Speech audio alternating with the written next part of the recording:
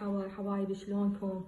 عيني اليوم راح نسوي وياكم وصفة بقلاوة بالمكسرات بالفستق.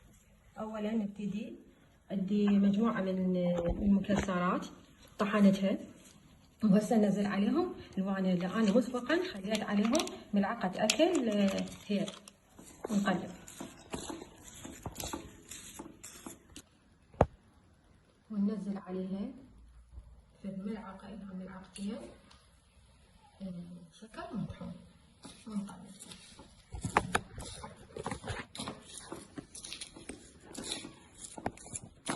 ونوزع عليها الفستق المطحون،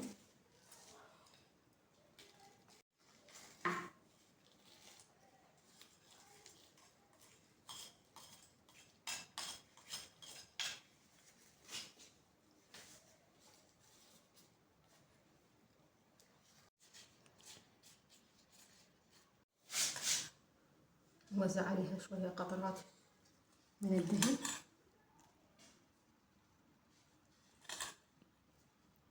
من السمنة،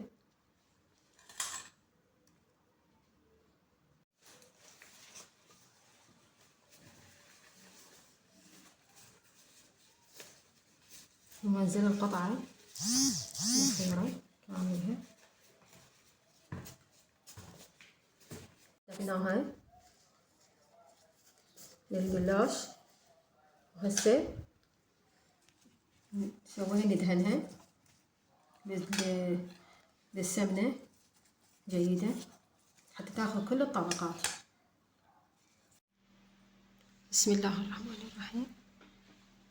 ونقطعها العجينة إلى قطع حسب الرغبة.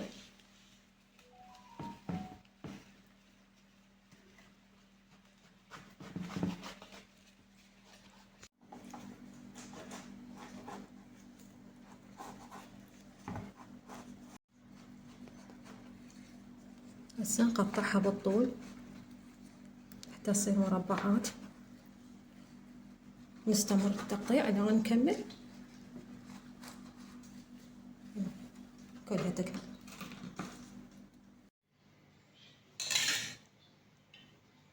نسقيها بالسمنة جيدا، ثم ندخلها الفرن إن شاء الله حتى تستوي. درجة حرارة 180 درجة مئوية، ومن الرف الأسفل ثم من الأعلى. وإذا عندكم فرن يشتغل من الجهتين بعد أحسن. أنا الفرن مالتي يشتغل من الأسفل ثم الأعلى. هسه عيني صينية راح تروح على الفرن مدة نص ساعة تقريبا، ربع. وهاي بقلاوتنا الحلوة بعد ما طلعت من الفرن صار لها تقريبا ربع ساعة الاستواء مالتها. وهسه ندير عليها الشيرة عبارة عن نص كيلو شكر، زائد ملعقة صغيرة ملح الليمون أو ليمون دوزي أو عصرة ليمون حسب الحاجة، وعليها شوية فانيلا وقلاصين مي الشيرة.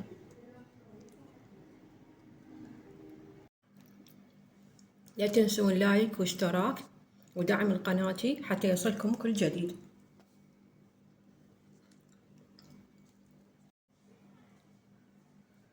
عيني وهاي بقلاوتنا خلصت هذا اليوم، وهاي الكمية خلينا بالماعون، وهنا الكمية هواية ما شاء الله. باع القرمشة، الله الله.